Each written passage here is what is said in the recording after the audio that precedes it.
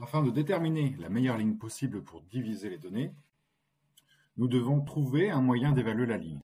Prenons au hasard une donnée. Idéalement, si cette donnée correspond à un passager qui a survécu, il devrait se trouver du côté droit, c'est le bon côté pour vous, de la ligne, et très loin de la ligne. S'il s'agit du point de données d'un passager qui n'a pas survécu, alors il faudra qu'il soit vraiment éloigné sur la gauche.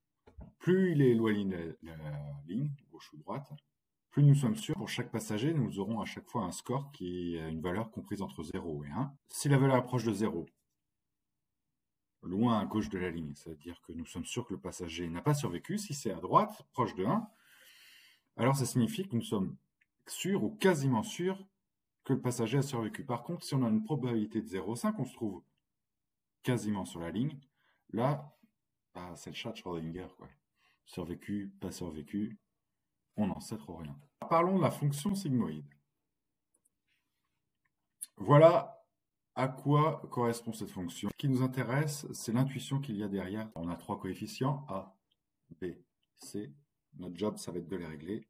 On n'oublie pas que X, your fare, le prix du billet, et Y, c'est l'âge du passager.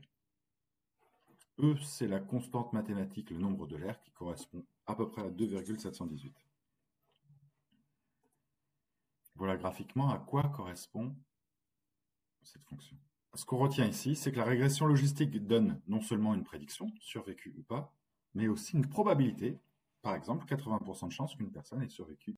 Avec la régression logistique, nous calculons une probabilité. Dans le cas du Titanic, pour les probabilités suivantes, lesquelles des passagers ont survécu.